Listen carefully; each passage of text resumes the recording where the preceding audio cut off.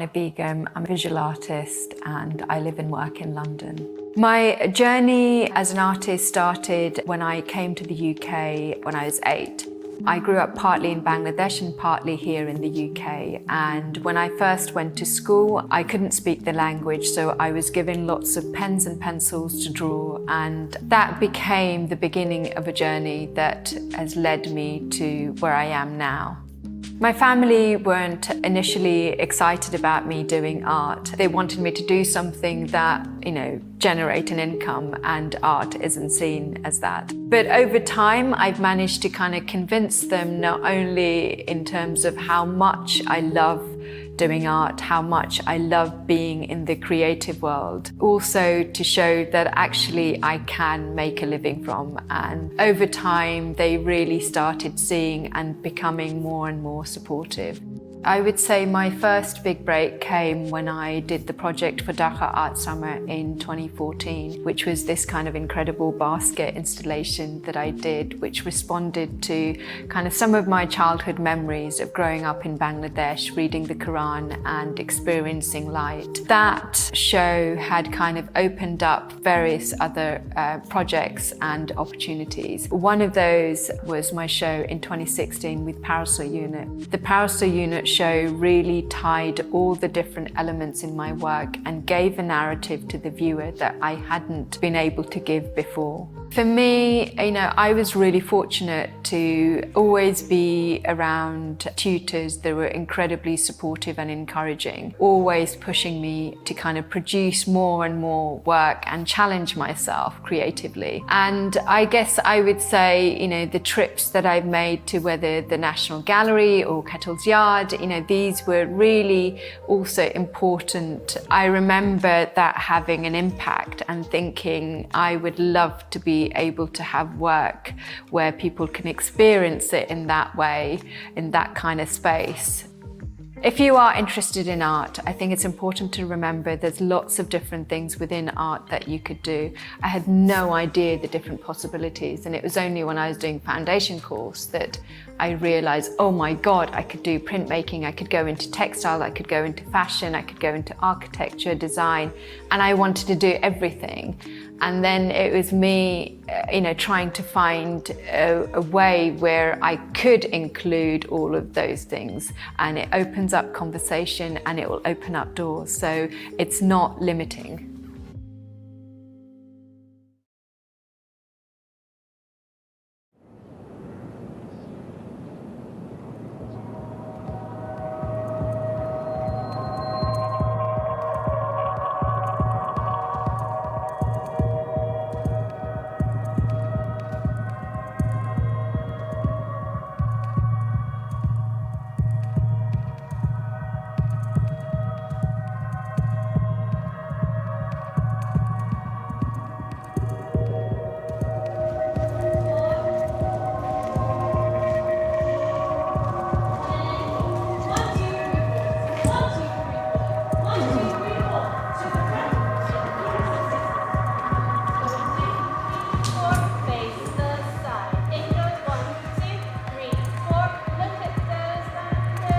Hello, my name's Parbati Chaudhury. I'm a kathak dance artist. Hi, I'm Kirsten Ho, and I'm a ballet and contemporary dance artist. I'm an associate artist of English National Ballet. I'm an associate artist of a South Asian dance organisation based in North London called Akademi. Together we're the co-choreographers of a project called Catching Colour. We are working with two wonderful school groups. The two schools are Mulberry School for Girls. The second is St Angela's Earthline. One in Tower Hamlets and one in Newham. We've been working together over the past sort of month and a half, since the beginning of June, going into the schools, a couple of sessions each week at the different schools, developing movement, instilling the narrative that we've envisaged in response to this amazing sculpture, which is based on London City Island in Botanic Square. The focus has been very much about the process Both schools came to it with such enthusiasm and commitment, led by two really wonderful dance teachers who head those programs.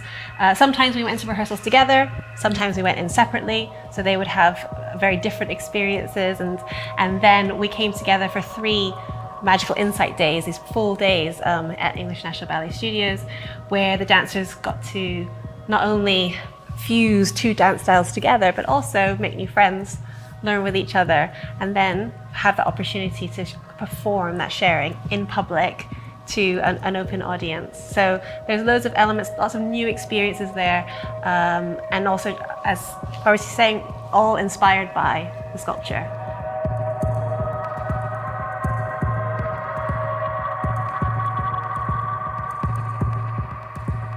We wanted to make sure that the dance also brings the audience in a way that is kind of welcoming and uplifting, and at the same time allows the dancers to actually their own sort of individuality to show through too. So the piece that we've created in response to Rana's sculpture, with all the support of the different organisations, is called Aamad. Aamad is a Persian word which means arrival, and it's also a term within kathak for a particular piece of repertoire.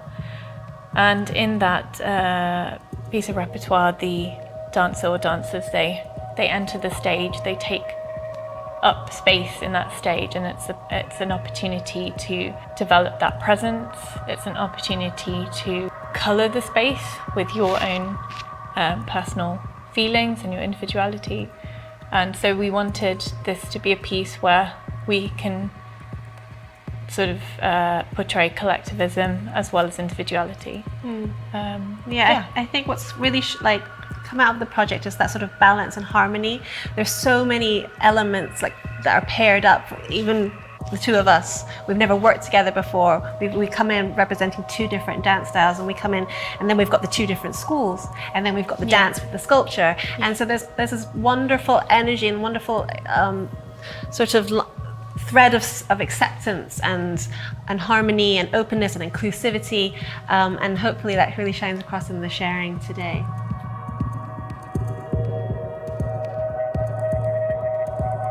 Hello, my name's Belinda Scully. I'm the creative learning producer with Akademi. We're a South Asian dance organisation. And I'm Alison Hartley, Head of Participation at English National Ballet, one of the world-class ballet companies for the UK. It's a real privilege to be able to work on a site-specific piece, to respond to an artwork by an artist with so much sort of history and story behind her art making. That's an incredible start to any project, but to combine those art forms of visual art, dance, music all together is, again, something really special for the young people involved to have that experience. And I think what was quite resounding for all partners as well is that opportunity to have an inclusive approach to all different art forms. So there's lots of different ways to access it, whether you be someone who's already interested in and appreciate art, someone who appreciates kind of traditional South Asian kind of dance forms, or classical ballet and contemporary work. So the kind of aim and output of this was to give them lots of different kind of lead-ins to experience it and enjoy it. What we also really wanted to do is to expose them to opportunities beyond that kind of practical engagement, and that is, you know, the behind the scenes and what goes on to put kind of arts, dance events or workshops on, and that includes you know, a tour to the costume department, for example, where they got to see the making of costumes, how they're sewn, how they're dyed. And then beyond that, they had an opportunity to speak with our marketing team to get a real understanding behind what it means to be responsible for marketing and communication about kind of various companies or organisations, and what work goes into that to give them an idea as they kind of continue within their education. I think one of the most important aspects of this collaboration was the idea that actually it was a kind of a co-creation, which means it wasn't just Parbati and Kirsten directing the young people. They actually worked together. So the young people contributed their own ideas, their own, you know, intuitions, and they built something together.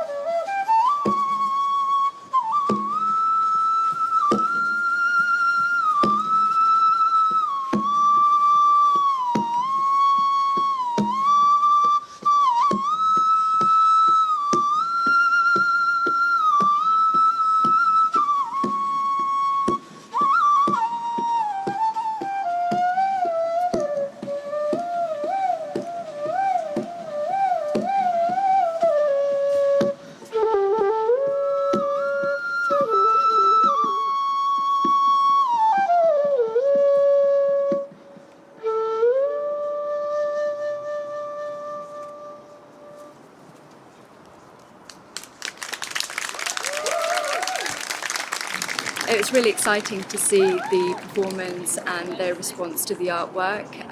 It's wonderful that they feel excited about the work and they feel responsive as well.